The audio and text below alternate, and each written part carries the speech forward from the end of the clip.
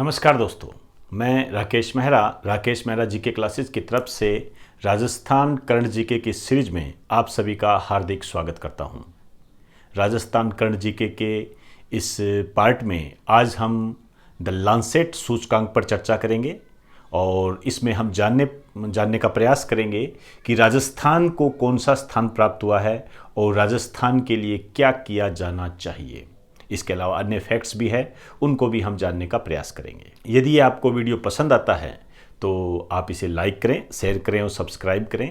इसके अतिरिक्त डिस्क्रिप्शन में कुछ लिंक दिए गए हैं जो कि पीडीएफ के लिए टेलीग्राम से जुड़ने से संबंधित है और ऑनलाइन स्टडी मटेरियल को परचेज करने से संबंधित एक ऐप का लिंक दिया गया है। और हमारे ऑनलाइन स्टडी मटेरियल की क्वालिटी को जांचने के लिए 3 लिंक दिए गए हैं जो कि डेमो वीडियो के रूप में है, वो आपके लिए फ्री ऑफ कॉस्ट है। ये तीनों वीडियो का जो संबंध है ये जनरल साइंस, जनरल जीके और राजस्थान जीके से रिलेटेड है। तो इस सूचना के बाद में अब मैं अपना टॉपिक स्टार्ट करता हूं, द लांसेट सूचकांक।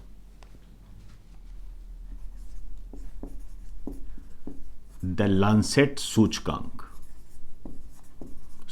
को इंडेक्स बोलते हैं। ये जो सूचकांक है ये कोरोना महामारी के जोखिम से संबंधित है।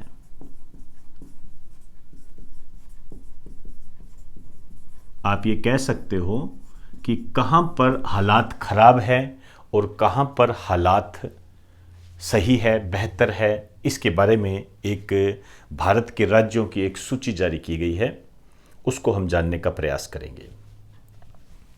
ये जो है द लांसेट का अध्ययन है। ये द लांसेट का अध्ययन है। अब यहां से आपके क्वेश्चन पुटअप होता है, द लांसेट क्या है? क्या है द लांसेट? देखिए, ये है दुनिया की सबसे पुरानी व चर्चित मेडिकल मैगजीन है। ये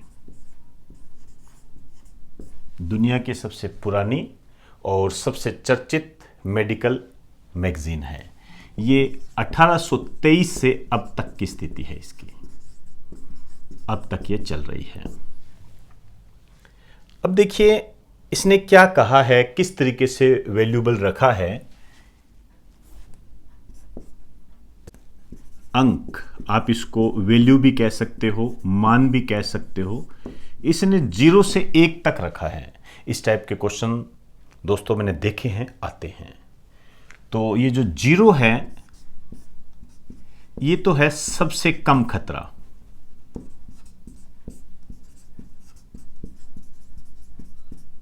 और 1 है ये है सबसे अधिक खतरा, या आप कह सकते हो जोखिम।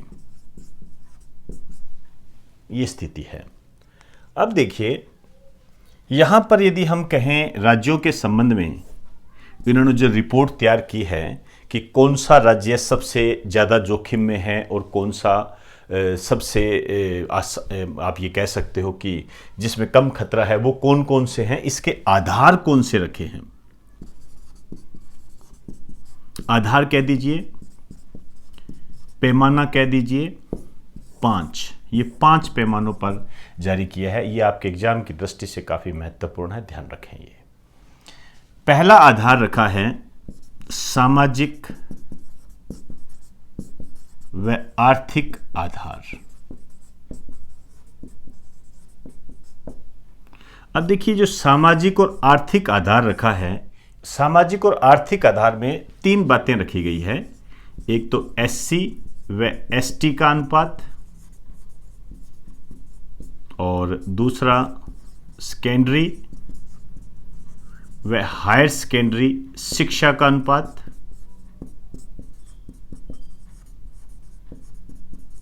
और एक इसके अंदर रखा गया है वाहन, टीवी व फ्रिज का इस्तेमाल नहीं करने वाली आबादी। ये आपको पॉइंट थोड़ा ध्यान रखना है। सामाजिक व आर्थिक आधार में एससी और ST, schedule caste, schedule tribe का अनुपात रखा गया है, इनको देखा गया है। इसके अलावा सेकेंडरी और हायर सेकेंडरी 10वीं और 12वीं शिक्षा का अनुपात रखा गया है कि भी इनमें गैप कितना है। इसके अलावा ऐसी आबादी को इसके अंदर शामिल किया गया है जो कि वाहन का इस्तेमाल नहीं करती, टीवी और फ्रिज का इस्तेमाल नहीं करती है, उसको ये आधार बनाया गया है। दूसरा जो इन्होंने पैमाना माना है, आबादी का प्रकार। ये जो आबादी का प्रकार है, इसमें इन्होंने डिवाइडेशन किया है बुजुर्ग और बच्चे, उनको ज्यादा आधार माना है। आगे आप एक लाइन लिख दीजिए, बुजुर्ग व बच्चे। आप जानते हो कि जो कोरोना महामारी है, या तो 65 साल से जो अबो बुजुर्ग है उसमें ज़्यादा हो रही है, या जो 8 या 10 साल से कम उम्र का बच्चा जो है उसमें ये हो रही है, तो उसी को आधार ये बनाया गया है। तीसरा जो स्केल इन्होंने लिया है, आवास स्वच्छता, मतलब किसी राज्य के जो लोग हैं वो जो रहते हैं वहाँ पर स्वच्छता कितनी है, कितनी साफ सफाई वो रखते हैं, कि इसको आधार बनाया गया है। और चौथा जो है ये है स्वास्थ्य सुविधाएं। स्वास्थ्य सुविधाओं के नाम से आप समझ गए होंगे कि मेडिकल स्टोर कितनी दूरी पर है, हॉस्पिटल कितनी दूरी पर है, उस हॉस्पिटल में किस टाइप की सुविधाएं हैं, किस प्रकार की टेक्नोलॉजी का इस्तेमाल किया जाता है, ये सारी बातें। और पांचवा जो रखा गया है वो महामारी के ही कारक रखे गए हैं। ये जो कोविड-19 महामारी है ना, उसी के कारकों को इसके अंदर शामिल किया गया है। अब देखिए, इन सब का जो आधार इन्होंने बनाया है, उसी आधार पर इन्होंने एक रिपोर्ट तैयार की है। सारी रिपोर्ट पर जाने की कोई आवश्यकता नहीं है। तो सबसे पहले जो आपने रिपोर्ट का ध्यान रखना है, आप यहां लिख दीजिए। अब देखिए, इन आधार पर इन्होंने राज्यों को किस स्थिति में बांटा है, तो दो स्थितियों में बांटा है इन्होंने। एक तो सबसे ज्यादा खतरा और एक सबसे कम खतरा। खतरे को आप जोखिम शब्द के रूप में भी इस्तेमाल कर सकते हो, एक ही बात है। अब तीन स्टेट के नाम बता रहा हूं, आपके एग्जाम की दृष्टि से आपने उन स्टेट्स का नाम याद रखना है। जैसे सबसे ज्यादा खतरा जो बताया गया है मध्य प्रदेश, ये महत्वपूर्ण है, ये क्वेश्चन महत्वपूर्ण है, ध्यान रखें। और दूसरे नंबर पर है बिहार, और तीसरे नंबर पर है तेलंगाना। और यहां सबसे कम खतरा जो है सिक्किम, ये मोस्ट इंपोर्टेंट है आपके लिए, ध्यान रखना। मध्य प्रदेश सबसे ज्यादा खतरा, सबसे ज्यादा जोखिम है यहां पर कोविड-19 के से संबंधित, और जो सिक्किम में कोविड-19 से संबंधित सबसे कम खतरा है। दूसरे नंबर पर जो है अरुणाचल प्रदेश, और तीसरे नंबर पर जो है ये है हिमाचल प्रदेश। तो इसमें आप मध्य प्रदेश और सिक्किम का ध्यान रखें। क्लियर? तो एक बार आप इसे राइट डाउन कर लीजिए, उसके बाद हम आगामी चर्चा करते हैं।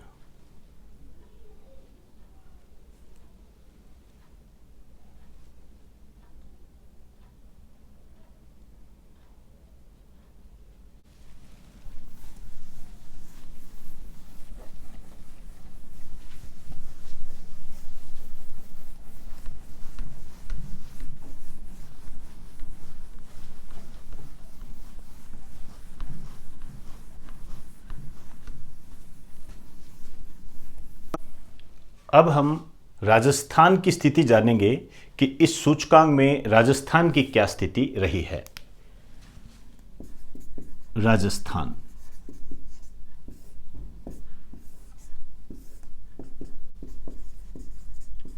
बारहवां सबसे ज्यादा जोखिम वाला राज्य,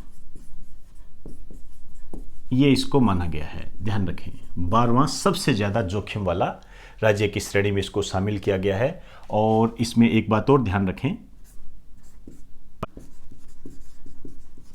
सबसे ज़्यादा योगदान किसका है, मतलब ये जो 12वां स्थान इसको जो दिलवाया है, कौन से कारक का सबसे ज़्यादा योगदान है? आर्थिक व सामाजिक कारक का। आर्थिक और सामाजिक कारक के बारे में हमने बात कर ली थी, उसका सबसे ज़्यादा योगदान है।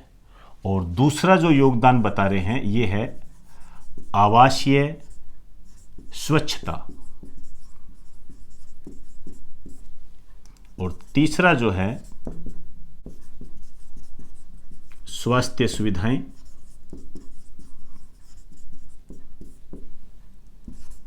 चौथा आबादी का प्रकार, भाई किस टाइप की आबादी है, बुजुर्ग, बच्चे, मैंने बताया था। और पांचवा है महामारी के कारक। मजेदार बात यह है कि जो महामारी के कारक है उसका योगदान कम है। राजस्थान को जोखिम वाले राज्य की श्रेणी में शामिल करने में सबसे ज़्यादा योगदान जो है आर्थिक व सामाजिक कारक का है।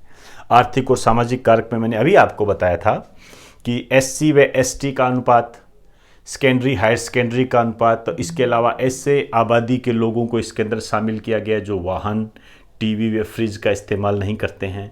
तो हमारे सामने एक निष्कर्ष ये निकल कर सामने आता है कि यदि राजस्थान में इस कोरोना महामारी से निजात पानी है तो हम क्या करें। तो सबसे पहले तो हमें इस पर ध्यान देना होगा, आर्थिक व सामाजिक कारक पर। मतलब ऐसे लोगों को सुविधा उपलब्ध करवाई जाए, चाहे वो स्वास्थ्य से संबंधित हो, चाहे वो आर्थिक व सामाजिक कारण से संबंधित हो, चाहे वो खाना उपलब्ध करवाने से संबंधित हो, ये करवाई जाए। तो इसको हम दूर करके जोखिम से हट सकते हैं। इसके अलावा आवासीय स्वच्छता पर ध्यान देना चाहिए। इसके लिए स्वस्थ भारत अभियान जो है इसका एक महत्वपूर्ण योगदान इसमें हो सकता है। स्वास्थ्य सुविधाएं उपलब्ध करवाई जाएं। आप ये कह सकते हो कि टेक्नोलॉजी के माध्यम से जांच को बढ़ावा दिया जाए। इसके अलावा जो हॉस्पिटल्स है इसमें जो डॉक्टर है उनकी अलग से नियुक्ति की जाए। नियुक्ति का मतलब मेरा ऐसे है कि जैसे जो MBBS कर रहे होते हैं उनको वहाँ पर लगाया जाए ताकि डॉक्टरों की कमी की समस्या का सामना ना करना पड़े। आबादी का प्रकार है, महामारी के कारक है, और ये तो सबसे कम योगदान है इसका महामारी के कारक का। राजस्थान के संबंध में बात करें तो ये बात हमारी राजस्थान के संबंध में हो गई। 12वां सबसे ज़्यादा जोखिम वाला राज्य है द लांसेट सूचकांक के तहत। मोस्ट इंपॉर्टेंट डाटा है ये। क्लियर? इस सूचकांक के बाद में मैं दीपक पालीवाल की चर्चा करना चाहूँगा।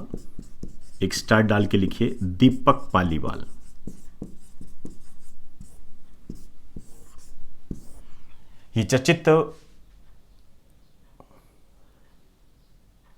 ये चर्चित व्यक्तित्व में शामिल हो गए हैं और ये ध्यान रखें जयपुर से संबंधित है। ये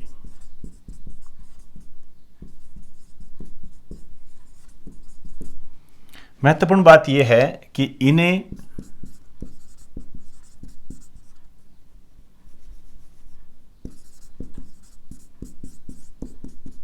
कोविड-19 महामारी की वैक्सीन के लिए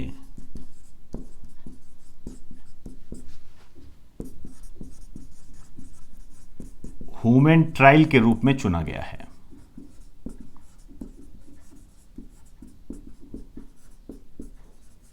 ह्यूमन ट्रायल के रूप में इनको चुना गया है। कोविड-19 महामारी की वैक्सीन से संबंधित जो कि ह्यूमन ट्रायल चल रहा है उसके लिए इनको चुना गया है।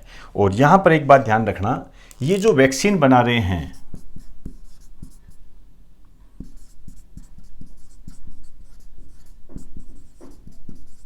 ये वैक्सीन ऑक्सफोर्ड यूनिवर्सिटी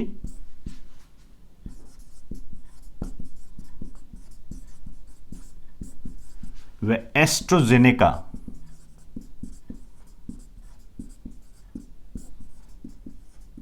नामक कंपनी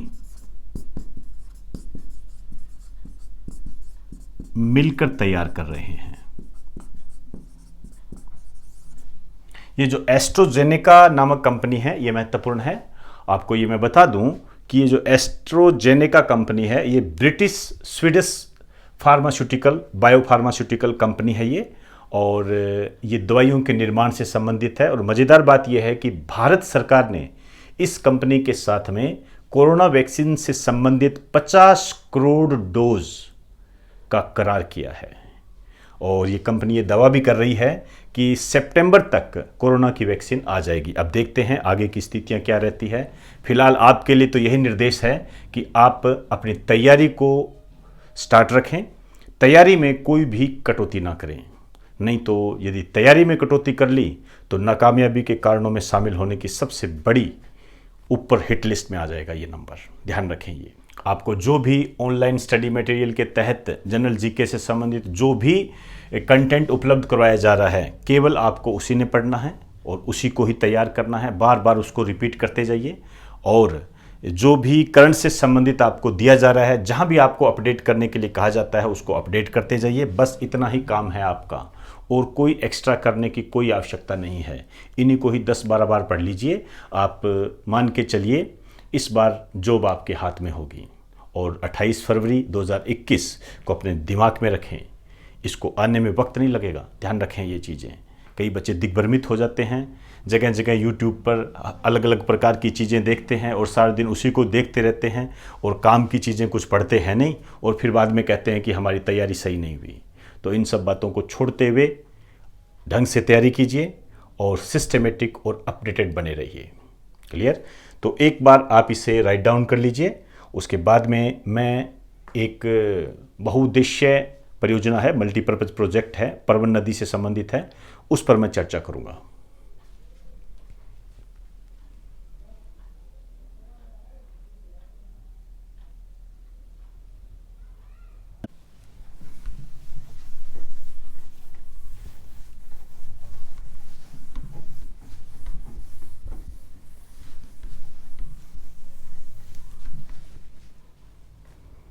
हेडिंग डाल दीजिए, परवन व्रत, इसको वाइड बोलते हैं, ग्रेट भी कह सकते हो, बहुउद्देश्य मल्टीपर्पज नदी घाटी परियोजना।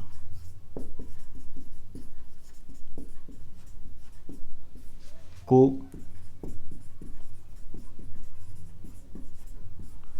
राष्ट्रीय परियोजना का दर्जा देने की मांग। परवन बहुउद्देश्य नदी घाटी परियोजना को नेशनल प्रोजेक्ट का दर्जा देने की मांग की है, और ये जो मांग की गई है राजस्थान सरकार के द्वारा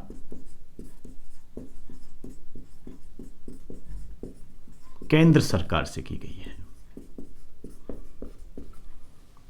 राजस्थान सरकार ने की है, केंद्र सरकार से की है। अब देखते हैं आगे की क्या स्थितियां बनती है, लेकिन फिलहाल आपको एक पॉइंट याद रखना है कि ये जो परियोजनाएं होती है, ये जल क्षेत्र से संबंधित परियोजनाएं होती है, और एक आंकड़ा याद रखना है कि अब तक भारत सरकार ने 12 परियोजनाओं को राष्ट्रीय परियोजना का दर्जा दिया है। क्लियर? एक पॉइंट लिखिए, भारत सरकार ने अब तक जल क्षेत्र में 12 परियोजनाओं को, प्रोजेक्ट को राष्ट्रीय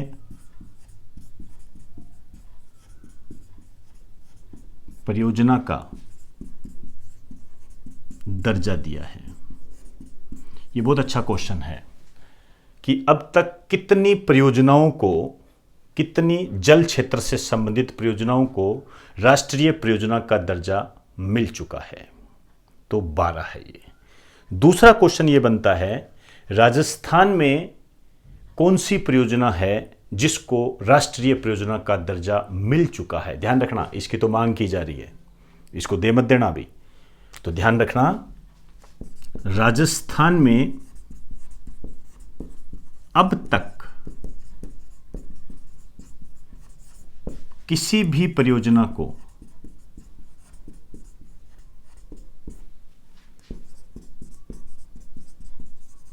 राष्ट्रीय परियोजना का दर्जा नहीं मिला है। ये बहुत इंपॉर्टेंट लाइन है, ध्यान रखना। आपसे सीधा पूछेगा कि राजस्थान में कौन सी परियोजना को राष्ट्रीय परियोजना का दर्जा दिया गया है, तो अब तक किसी को भी नहीं मिला है। वहां पे यदि इंदिरा गांधी नहर लिख देगा तो तुम लोग उस पर टूट पड़ोगे, कहोगे नहीं नहीं यही है। तो ऐसी आदतों को छोड़िए और अपनी तैयारी को कीजिए, और तैयारी बिल्कुल सिस्टमेटिक और अपडेटेड होनी चाहिए। ये ध्यान रखना, बिल्कुल भी विचलित होने की कोई आवश्यकता नहीं है, और जगह जगह तरह तरह से ज्ञान हासिल करने की आवश्यकता नहीं है। मैं ये नहीं कहता कि आप मुझे फॉलो करो, आप किसी को भी फॉलो करो, लेकिन उसको ईमानदारी के साथ फॉलो करो। उलझिए मत, हर जगह पर आप जाके उलझ जाते हो, हर स्थिति को देखने लग जाते हो, यहाँ से देख लो वहाँ से देख लो। उस देखने के चक्कर में आपके दिमाग में कोई भी चीज़, कोई भी जो सिस्टम है वो एक इमेज बना ही नहीं पाता है। और ध्यान रखना, यही नाकामयाबी का कारण होता है। इन सब को दूर कर लीजिए, पढ़ने की बात तो बाद में आती है। तो ये जो क्वेश्चन बनते हैं इन पर गौर करें। अब मैं बात करना जा रहा हूँ, ये जो परवन वृद्ध बहुउद्देश्य नदी घाटी परियोजना है ये क्या है, लिखिए। एक तो ध्यान रखना ये प्रस्तावित है, लिखिए। इसके तहत परवन नदी पर एक बांध बनाया जा रहा है, डैम बना रहे हैं,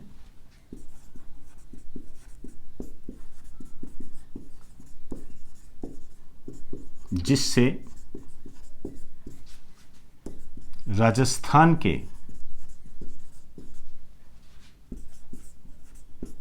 3 जिलों को मुख्य रूप से पेयजल व सिंचाई की सुविधा उपलब्ध होगी। पेयजल व सिंचाई की सुविधा उपलब्ध होगी। अब देखिए ये 3 जिले कौन से हैं, बताने की आवश्यकता नहीं होनी चाहिए कि ये 3 जिलों के नाम इंपॉर्टेंट हैं। ये है कोटा, बारां और झालावाड़।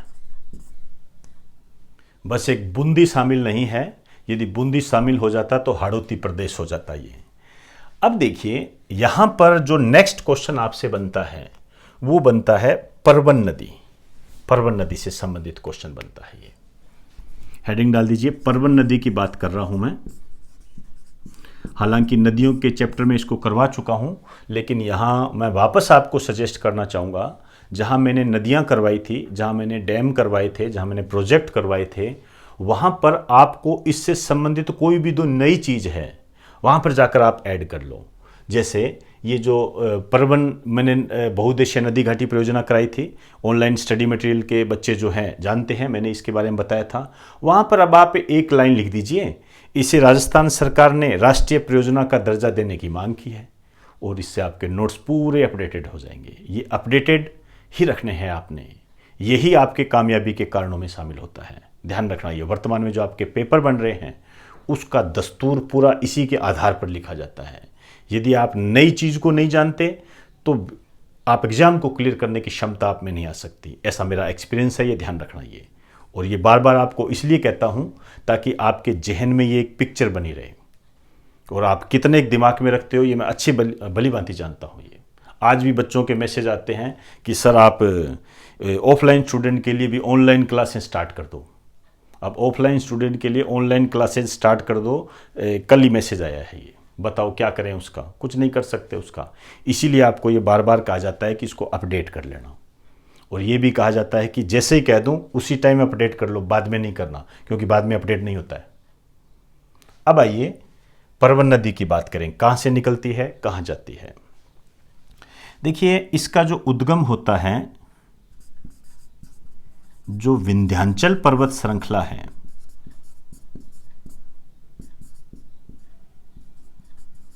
जो मध्य प्रदेश में पड़ती है, आप स्थान लिखना चाहो तो लिख सकते हो राजगढ़ मध्य प्रदेश, यहां से इसका उद्गम होता है। इसका उद्गम होता है और इसका जो उद्गम होता है ये क्या है, दो धाराओं के रूप में होता है। ये एक धारा ये होती है और इसको हम कहते हैं अजनार नदी, और जो दूसरी धारा होती है, बड़ा मजेदार नाम है,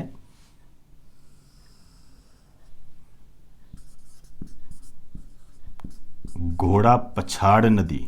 देखो, अब ये जो दोनों नदियों की जो संयुक्त जल धारा होती है उसे हम परवन नदी कहते हैं। ये ऐसे, क्लियर। ये जो प्रवेश करती है ये झालावाड़ में प्रवेश करती है। तो राजस्थान में इसका जो प्रवेश होता है झालावाड़ से होता है, और मैं इस स्थान को भी बता देता हूं भी ये स्थान कौन सा है, मनोहर थाना। यहां से इसका राजस्थान में प्रवेश होता है। ये इस टाइप के क्वेश्चन बन जाते हैं कि इस नदी का प्रवेश कहां से होता है। अब तो वैसे भी इंपॉर्टेंट हो गया है, क्योंकि आप जानते हो कि इसको राष्ट्रीय परियोजना का दर्जा देने की मांग की है। उसके बाद जो ये नदी है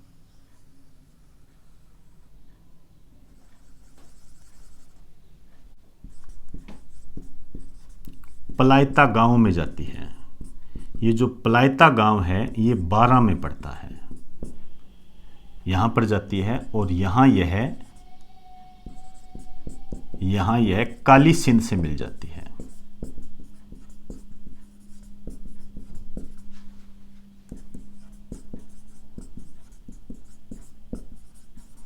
एक और बात आपको बता दूं, 12 में ही यहां पर क्या है, एक शेरगढ़ का किला है। यहां पर इस नदी के किनारे जो है शेरगढ़ का किला है। हम पढ़ेंगे जब हम कला और संस्कृति स्टार्ट करेंगे, तो वहां पर आपके दुर्ग से संबंधित एक टॉपिक आता है, तब पढ़ेंगे। शेरगढ़ का दुर्ग किस नदी के किनारे है, परवन नदी के किनारे। कहां है, 12 में है। ये कभी नाम सुना हो, कोषवर्धनगढ़ दुर्ग, यही है ये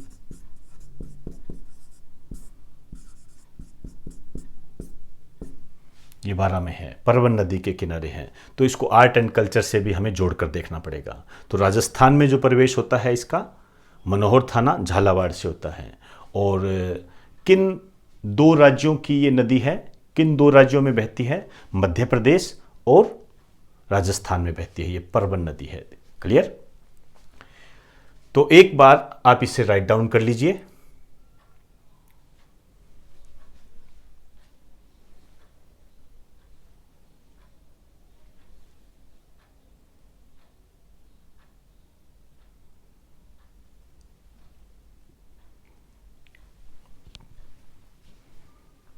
तो दोस्तों, आज हमने द लांसेट सूचकांक को राजस्थान से जोड़कर पढ़ा। इसके अलावा दीपक पालीवाल को जाना, और ज्योग्राफी से संबंधित परवन नदी बहुउद्देश्य जो परियोजना है उसको हमने जानने का प्रयास किया, जिसको राजस्थान सरकार ने राष्ट्रीय परियोजना का दर्जा देने की मांग की है। यहाँ पर जो सबसे इम्पोर्टेंट पॉइंट है वो आप ये ध्यान रखें कि अब तक केंद्र सरकार ने या भारत सरकार ने जल क्षेत्र में 12 परियोजनाओं को राष्ट्रीय परियोजना का दर्जा दिया है, और राजस्थान में किसी भी परियोजना को राष्ट्रीय परियोजना का दर्जा प्राप्त नहीं है। इस बात को मत भूल जाना। तो दोस्तों, ये वीडियो आपको कैसा लगा? यदि आपको ये अच्छा लगा हो तो आप इसे लाइक करें, शेयर करें और सब्सक्राइब करें, और अपने फ्रेंड्स को भी इसे शेयर करें। इसके अलावा डिस्क्रिप्शन में जो लिंक दे रखे हैं उन पर भी आप ध्यान दें। तो इजाज़त दीजिए। आप सभी को मेरा नमस्कार।